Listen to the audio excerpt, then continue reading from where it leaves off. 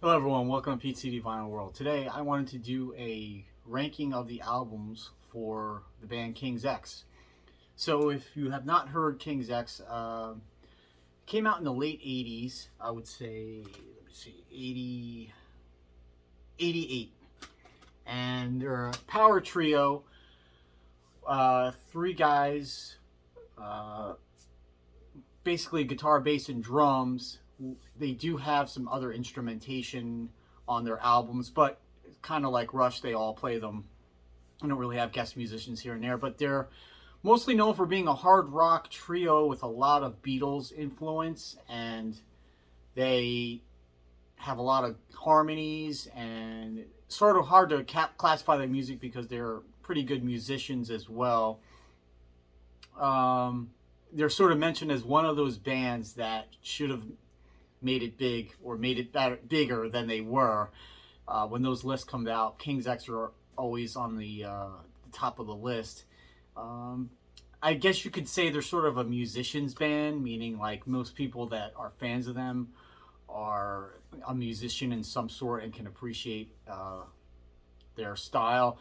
I'm assuming they didn't make it big, number one, because they were on Megaforce Records, which is primarily like a metal or a thrash label, and they sort of got lumped into that. They were played on Headbangers Ball here and there, but they were definitely not really, I would say, metal at all. They were pretty heavy at points, but not very metal. In fact, they were probably the main influence on the grunge sound as far as the drop D tuning, meaning if you have your guitar and tune your low E to a D, the E and A make a chord basically, which is the big sound for grunge. So, but King's X, a lot of their sound was based on the low E and A played at the same time, like I said.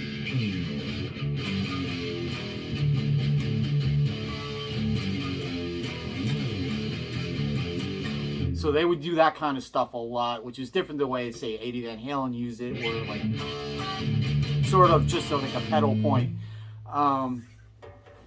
So they definitely heavily influenced grunge as far as that goes. And even the first time Pearl Jam were on Saturday Night Live, the bass player wore a King's X shirt. So if you know them, you probably love them. If you don't know them, you've probably heard the name, but I could see them being not everyone's taste. So they have, I believe, 12 studio albums. Two of them I don't have, actually their last two, because they're actually tough to find on CD or vinyl. People are asking upwards of $50. So I will tell you where I would put those in. So rounding in the bottom was their 2005 album, Org Tones or Orgy Tones. This one, to me, does not really sound much like them. Sort of got away from the harmonies, more of a, I don't want to say grungy album, but sounds. Ty Tabor is known for having this unique guitar tone. For years, it was a mystery what kind of amp he used. And he used a Fender Elite Strat, which was only made for a couple years and had these active pickups that produced a unique sound, sort of like a very tight chorusy, but not big and open like most chorus sounds are. If that makes sense. But if you were a fan of his, you basically know that he has this unique sound, but it's sort of gone completely on this album. Very grungy, typical 90s guitar tone. Not really a whole lot of memorable songs on here. The album's just kind of boring in a way. They did a remake of Goldilocks from their first album, which is not that great. So yeah, I was kind of disappointed in this album when it came out. Next, I'm going to pick up Manic Moonlight. I would say from all these albums on, they're all pretty good. I'm just ranking this a little lower. They used a lot of drum loops and effects on this album. I don't know if they wanted to sound more modern. But there's still some really good songs on here. Believe, Manic Moonlight, The Other Side, False Alarm. Just a little more tedious to listen to. It's, I wouldn't want to say boring as well for this album, but not as many guitar solos as well, which kind of was a turnoff because Ty Tabor is probably one of the most underrated guitar players out there. He can really shred when he wants to and has sort of this, like I said, a tight, punchy sound to his tone, which is definitely very unique. So right here is what I'm going to put in their last two studio albums, Black Like Sunday and King's X 15. I'm thinking of Toto 4, I guess. So those albums are all pretty good. It's sort of a return to form in a way to their older sounds. Black Like Sunday has a bunch of songs that I believe were recorded or demoed with their earlier band. What's it called? Sneak Preview, something like that. But again, I don't have those, but I have heard them, and there are pretty good songs on there as well. Up next, I'm going to list Tapehead. When did this come out? This was 99, I believe, or 98. Definitely a decent sounding album. Has some really, really good songs on here. Groove Machine, Over and Over, a little bit of soul. Higher Than God, Mr. Evil.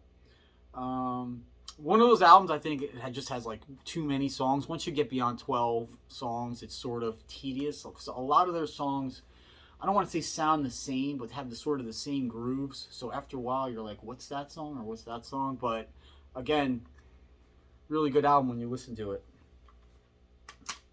Next up, Ear Candy. I believe this was 96, 97. Yeah, 96. Sort of, I don't want to say a more stripped down album, but definitely production is a little stripped down. Has one of my favorite songs from the band called Mississippi Moon. This song, I can't believe hasn't been covered by one of those modern country or Americana artists, because I think it could be a huge hit. It definitely has a country influence. Another thing I haven't mentioned, Ty Tabor sings, I wouldn't say half the songs, I would say maybe about 40% of the songs, and Doug Pinnick, the bass player, he sings the rest. He's a black bass player, so his voice is more soulful, whereas Ty Tabor has more of that sort of a voice, I would say, similar to John Lennon / George Harrison. But there's some really good songs on here too. The Train, Sometime, A Box, like I said, Mississippi Moon, Life Going By. It's hard to rank the rest of these because they're all really good, but these are just my personal preferences. Some of them rank higher or lower just because of a song or two. Okay, next up, their self-titled album released in 1992. Sort of the tail end of that first great period for them. Their first 5 albums, or 4 albums. This is their 4th album. So I would say the first 4 are considered like their classic albums, but still some great songs on here. The World Around Me. Prisoner, one of my favorite songs from them ever. Black Flag was sort of an MTV hit. Got some airplay. That's the thing about was odd about these guys is that they, like I said, they didn't make it big, but not from lack of any MTV airplay. They did, on their first 4 albums, they did have a lot of videos played, not just on Headbangers Ball, but throughout the day here and there. I think it was just maybe their image. I mean, people weren't sure what they make of them. Were they a hair metal band? Were they just a modern Beatles band? The singer, Doug Pinnick, black guy with a mohawk, sort of didn't really fit into any category either. But this is definitely a solid album. Ranking a little bit higher is Dogman. This came out, I believe, 94. And this was sort of like, I don't want to say them turning to grunge, but it had definitely a grungier sound. The song Dogman had a lot of radio airplay at the time. I think what happened to them is they sort of fell victim, much like Living Colour, where if they had come out just a couple years later, they would have been accepted into the grunge community, but since they were considered a metal band, they sort of got like, they're just an 80s metal band or whatever, but there's still a lot of great songs on here. Dogman, Pretend, Black the Sky, Fool You, Complain, Sunshine Rain. Again, a little bit too long. It's 14 songs on here. They also do a cover of Manic Depression, which is supposed to be live, but I think it's live in the studio. But that's definitely one of the better grungier albums, I think, that came out in the 90s. Next up, and coming in fourth, a personal favorite of mine, Please Come Home, Mr. Bulbus. This came up after Tapehead.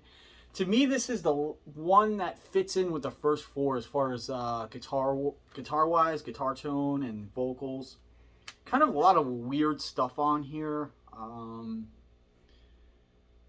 You know, I can't describe a lot of the songs, but they have like a lot of weird production things here and there, like Beatles, Magical Mystery Tours type stuff.